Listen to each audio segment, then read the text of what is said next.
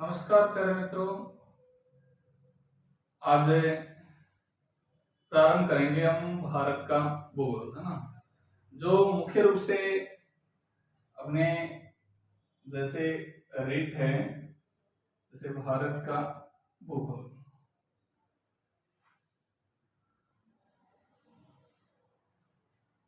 भारत का भूगोल पढ़ेंगे किसके लिए? बाकी तो असल से टोटल एग्जाम में पूछा जाता है, कहीं सीएटी में थोड़ा बहुत पार्ट आता है, वो है एलडीसी में। मुख्य रूप से जैसे रीट है, सेकेंड ग्रेड है, उनके लिए अच्छे लेवल से भारत के भूगोल की बात करते हैं। रीट का जैसे सेकंड पेपर है, उसमें जीके का पार्ट ज्यादा दे रखा है, और उसमें आपको पता है कि जीके में भूगोल सबसे ज्यादा रहता है। भारत का भूगोल है, राजस्थान का है, विश्व का भूगोल है, जिसमें सबसे पहले भारत के भूगोल के बारे में चर्चाएं करते हैं। और भारत के भूगोल में सबसे पहले भारत की कुछ सामान्य जानकारियां लेते हैं। आज थोड़ी सी सामान्य जानकारियों के बारे में बात करेंगे, उसके बाद में धीरे धीरे थोड़ी बीच में जैसे लैब वाला कर रहे थे स्टार्ट, लेकिन असुविधाएं हो गई, कैमरा स्टूडियो उनकी। अब अपना स्टूडियो खुद का बना लिया है, तो इसके लिए कैमरा है वो 1-2 दिन में जैसे अवेलेबल होता है आ जाएगा। उसके बाद में लाइव क्लासें और स्टार्ट कर दूंगा। अब कंटिन्यू रहेगी अपनी क्लासें। आज तो ऑफलाइन डाल रहा हूँ मैं, जिसमें देखो भारत के भूगोल में सबसे पहले तो चर्चा करते हैं कि भारत का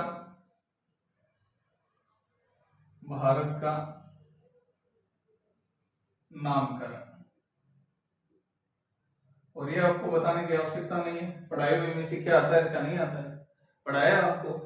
लाइन टू लाइन क्वेश्चन मिलेंगे, कहीं नोट्स से बाहर बड़ी मुश्किल से 1-2 प्रश्न मिले तो मिले, अन्यथा मिलने का कहीं कोई चांस ही नहीं रहेगा। तो सबसे पहले भारत के नामकरण के बारे में चर्चा करते हैं, जिसको हमें 3 भागों में डिवाइड करते हैं भारत के नामकरण को।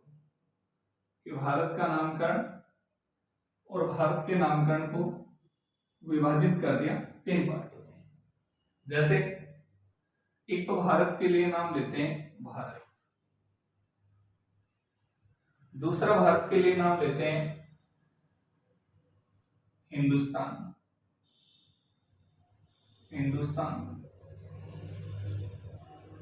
और एक भारत के लिए नाम इंडिया।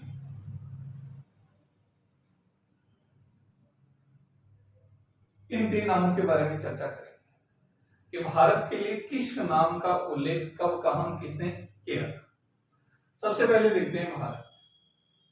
भारत के लिए भारत नाम है वो मिलता है पुराण। अब ध्यान रखना, प्रश्न पूछा जाता है कि भारत के लिए भारत नाम का उल्लेख किसमें किया गया है, इसमें आएगा पुराण। ये भारत नाम कैसे पड़ा? तो ये पड़ा था आर्य जाति के राजा भरत के नाम पर। किसके नाम पर पड़ा था? आर्य जाति के राजा भरत के नाम पर। भारत का नाम क्या रखा गया था? भारत। अब थोड़ी सी चर्चा कर लेते हैं आर्य की। कि आर्य हैं ये भारत आने वाले प्रथम विदेशी जाति।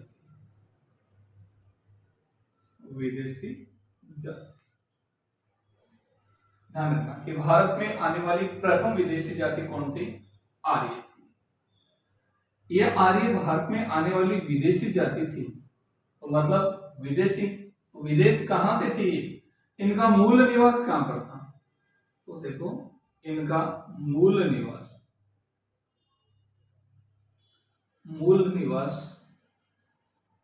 कहां पर था? इनका मध्य एशिया। कहां पर था मूल निवास? मध्य एशिया। मध्य एशिया कौन सा आता है? जैसे एशिया का ये भारत वाला पार्ट आ जाता है, ये यहाँ पर म्यांमार, दक्षिण पूर्वी एशिया, चाइना सहित ये पश्चिमी एशिया, और ये पाकिस्तान, और ये आ गया भारत। तो ये तो आ गया भारत, ये है एशिया महाद्वीप, और ये आता है मध्य एशिया। मध्य एशिया मतलब कौन सी कंट्री आ जाती है? तुर्किस्तान, तुर्कमेनिस्तान, किर्गिस्तान, ये कंट्री आती है मध्य एशिया में। तो आर्यों का मूल निवास यहाँ पर बताया गया है कि आर्यों का मूल निवास कहाँ पर था? मध्य एशिया। ऐसा किसने कहा था? तो एक विद्वान है जिसका नाम है मैक्स मुल्लर। किसके द्वारा कहा गया? मैक्स मुल्लर के द्वारा। बाकी आर्यों की डिटेल आप इतिहास में पढ़ना। जैसे दयानंद सरस्वती के बारे में कहते हैं कि ये तिब्बत के मूल निवासी थे। कुछ और विद्वान है जो इनके बारे में कुछ और मत देते हैं। सबके अलग अलग अपने अपने मत रहते हैं, लेकिन सबसे जो मान्य मत है वो क्या है इनके बारे में कि मध्य एशिया के निवासी थे। नेक्स्ट, अगर मध्य एशिया के निवासी थे तो ये भारत में आकर कहां पर निवास करने लगे? कि भारत में निवास, तो भारत में निवास, इनका भारत में निवास कहां पर होगा? जैसे ये आएंगे तो भारत में यहां से प्रवाहित होने वाली प्रमुख नदी कौन सी थी? सिंधु नदी। कौन सी थी? सिंधु। जैसे ये आए सबसे पहले यहाँ कौन सी नदी के पास आएंगे? सिंधु। और सिंधु नदी के आसपास के क्षेत्र को क्या कहा जाता है? सप्त सिंधु प्रदेश। तो इनका भारत में निवास कहां पर था? सप्त सिंधु प्रदेश।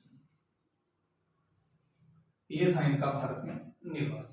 तो इस प्रकार भारत का नाम पुराणों में क्या मिलता है? भारत। ये तो है पहला तथ्य। दूसरा बात करते हैं हिंदुस्तान। तो हिंदुस्तान नाम किसने दिया था? हिंदुस्तान नाम जैसे यहां पर आता है ये पश्चिमी एशिया। पश्चिमी एशिया में ये देश आते हैं Iraq, Iran, Muscat, Kuwait, Israel, ये कंट्री। और यहाँ के जो निवासी हैं वो कौन है? ईरानी। और ईरानी यहां से यहां पर आए सिंधु नदी के पास, और उसने क्या बोल दिया? हिंदू। सिंधु को क्या नाम दिया? हिंदू। और हिंदू से क्या बन गया? हिंदुस्तान। तो हिंदुस्तान नाम किसने दिया? ईरानियों। ईरानियों। इस प्रकार से भारत का नाम ईरानियों ने क्या रख दिया था? हिंदुस्तान। नेक्स्ट आता है इंडिया। तो इंडिया है ये शब्द किसके द्वारा दिया गया था? अगर पहली बात तो ये पूछा जाए कि ये किस भाषा का शब्द है, तो ध्यान रखना ये कौन सी भाषा का शब्द आएगा? ग्रीक भाषा। कौन सी भाषा का शब्द है? ग्रीक भाषा का शब्द है। लेकिन ये नाम दिया किसने था? इंडिया नाम ग्रीक भाषा का, अंग्रेजी का वर्ड है। अंग्रेजी कौन बोलता है? अंग्रेज। और अंग्रेज कहाँ के निवासी थे? यूरोप के। यहाँ पर जैसे कौन सा महाद्वीप आ जाता है? यूरोप। और यूरोप के निवासियों को क्या कहा जाता है? यूनानी। तो इंडिया नाम किसने दे दिया था? यूनानी। यूनानियों। ये तो देखो भारत के प्रमुख रूप से 3 नाम आएंगे। इनके अलावा एक आपको ध्यान में रखना कि भारत का संविधान में नाम, भारत का संविधान में नाम, और भारत का संविधान में कितने नाम मिलते हैं? 2। एक तो मिलता है भारत और दूसरा नाम मिलता है भारत का इंडिया। इन 2 नामों का उल्लेख किया गया है। ये कंप्लीट होता है अपने भारत का नाम। दोबारा एक बार देख लेना कि भारत का भारत नाम कहां पर मिलता है? पुराणों में। जो आर्य जाति के राजा भरत के नाम पर पड़ा। आर्य जाति भारत आने वाली प्रथम विदेशी जाति थी जिनका मूल निवास कहां पर था? मध्य एशिया। ऐसा किस विद्वान ने कहा है? मैक्स मुल्लर ने। भारत में इनका निवास कहां पर था?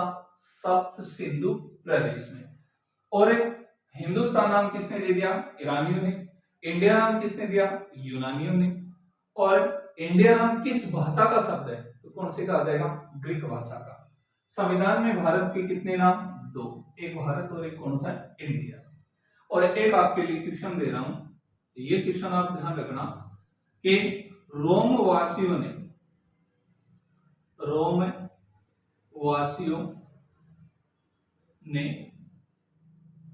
भारत को नाम दिया।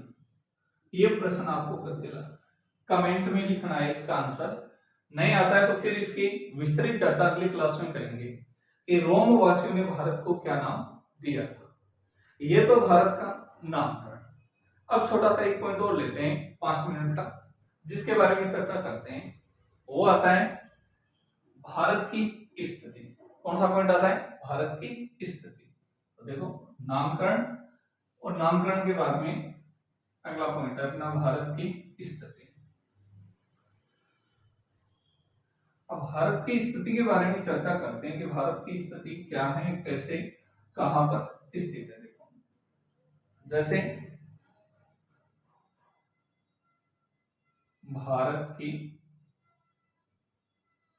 स्थिति, पॉइंट टू पॉइंट समझना। भारत की स्थिति को दो भागों में डिवाइड करते हैं। एक तो भारत की स्थिति के बारे में जो पॉइंट लेते हैं वो आता है ग्लोब। कौन सा आएगा? ग्लोब। और एक आता है कौन सा? मानचित्र। भारत की स्थिति को कितने पार्ट में डिवाइड करते हैं? दो। फर्स्ट ग्लोब और दूसरा कौन सा? मानचित्र। ग्लोब को फिर दो पार्टों में डिवाइड करते हैं। फर्स्ट पार्ट आता है जिसका नाम है अक्षांश, और दूसरा जो पॉइंट आता है उसका नाम है देशांतर। पहला अक्षांश और दूसरा कौन सा है? देशांतर। मानचित्र को भी कितने पार्टों में डिवाइड कर रहे हैं? दो। एक पॉइंट आता है वो आता है विश्व, और एक आता है एशिया महाद्वीप। अब यहां पर चर्चा करेंगे भारत की स्थिति। देखो, सबसे पहले तो बात करते हैं ग्लोब। ग्लोब क्या है?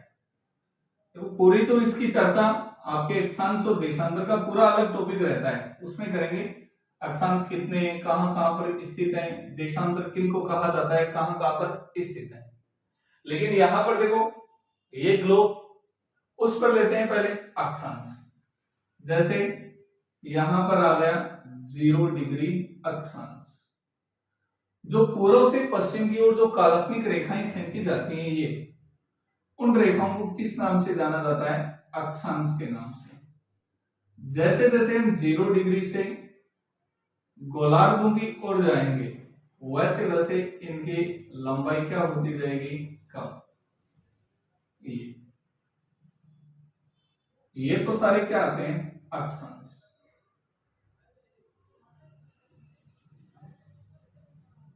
ये आ गए अक्षांश। उसके बाद में क्या है? देशांतर। देशांतर कौन से? जो इस ग्लोब पर उत्तर से दक्षिण की ओर खींची गई रेखा है, इसको बोल देते हैं 0 डिग्री देशांतर रेखा। अब यहां पर इस प्रकार से पूर्व की तरफ भी तो देशांतर जाते रहते हैं, ये देशांतर। और ऐसे देशांतर कहां पर आते हैं? पश्चिम।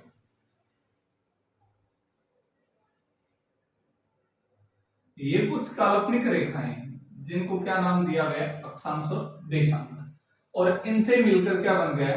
ग्लोब। अब इनकी दृष्टि से पूछा है भारत की स्थिति क्या है, तो भारत देखो, ये आता है 0 डिग्री, ये 0 डिग्री, और भारत देश रहता है यहां पर। यहां पर कौन सा देश है? भारत। ये भारत। अब अक्षांश की दृष्टि से देखते हैं, तो जैसे ये ग्लोब है, यहां पर आ गई 0 डिग्री अक्षांश रेखा। यहां से ये जो पॉइंट आता है, ये तो आता है उत्तर, और ये आता है कौन सा? दक्षिण। और भारत आता है कहां पर? यहां पर। ये भारत का अपना स्थान फिक्स रहेगा। यहां से देखेंगे तो ये भारत कौन सी दिशा की ओर रहेगा? उत्तर की ओर। इसलिए भारत की स्थिति कौन से अक्षांश में रहेगी? उत्तरी अक्षांश। ध्यान रखना, ये आगे अपने लिए इंपोर्टेंट रहेगा। जैसे भारत का अक्षांश और देशांतरी विस्तार पढ़ेंगे, तो भारत अक्षांश से अक्षांश की ओर ही आएगा, न कि देशांतर की ओर। अब उसके बाद में अगर देशांतर में देखते हैं, तो देशांतर में क्या रहेगा? ये उत्तर से दक्षिण की ओर खींची गई काल्पनिक रेखा, ये आगे जैसे 0 डिग्री देशांतर, ये यहाँ पर भारत का स्थान है अपना फिक्स। यहाँ पर ये दिशा आ जाती है पूर्व और ये आ जाती है कौन सी, पश्चिम। तो अब 0 डिग्री से भारत कौन सी दिशा की ओर रहेगा, पूर्व की ओर। इसलिए देशांतर की दृष्टि से कौन सा आ जाएगा भारत के लिए, पूर्वी देशांतर। ये भारत के देशांतरी विस्तार में आएगा। पिछली बार सेकंड ग्रेड में प्रश्न पूछा गया था अक्षांश देशांतर का। जस्ट इस अगले पॉइंट में उसकी चर्चा करेंगे किस प्रकार का प्रश्न था। जो यहाँ ये समझना बहुत आवश्यक है कि पूर्व से पूर्व की ओर है या पूर्व से पश्चिम की ओर है। तो हमेशा भारत के लिए पूर्व ही बोला जाएगा देशांतर में, अक्षांश में कौन सा, उत्तर, क्योंकि भारत उत्तरी गोलार्ध में है। अगर विश्व में देखते हैं भारत को, तो विश्व में देखो यहाँ पर ये सेंटर बिंदु और यहां से यहां, और ये दिशा कौन सी आ जाती है, उत्तर पूर्वी गोलार्ध। तो भारत कौन से गोलार्ध में आएगा, उत्तर पूर्वी गोलार्ध। यहां पर भारत स्थित है विश्व में, उत्तर पूर्वी गोलार्ध। नेक्स्ट पॉइंट है एशिया महाद्वीप। तो एशिया महाद्वीप के बारे में भी चर्चा की थी। जैसे ये भारत है, ये एशिया महाद्वीप है। कौन सा महाद्वीप है ये, एशिया महाद्वीप। और एशिया महाद्वीप में यहां पर कौन सा देश है, भारत। तो एशिया महाद्वीप के भारत कौन सी दिशा में आ गए, दक्षिण में। एशिया महाद्वीप की दृष्टि से कहां पर आता है, दक्षिण। ये देखो दो छोटे छोटे पॉइंट थे, एक तो भारत का नामकरण और दूसरा भारत की स्थिति, जिसमें ग्लोब पर दो भागों में डिवाइड किया है। एक अक्षांश की दृष्टि से उत्तरी, देशांतर की दृष्टि से कौन सा था, पूर्वी। मानचित्र है उसको दो भागों में डिवाइड किया, विश्व में उत्तर पूर्वी गोलार्ध, एशिया महाद्वीप में कहां पर आता है, दक्षिण में। और नेक्स्ट है अगला अपने पॉइंट की जो चर्चा करेंगे वो करेंगे हम भारत के अक्षांश और देशांतर। जल्दी लाइव क्लास में और स्टार्ट करूंगा, ठीक है। Okay bye. थोड़ा सा वीडियो को शेयर और करना, थोड़ा क्या फुल ही करना है, ठीक है।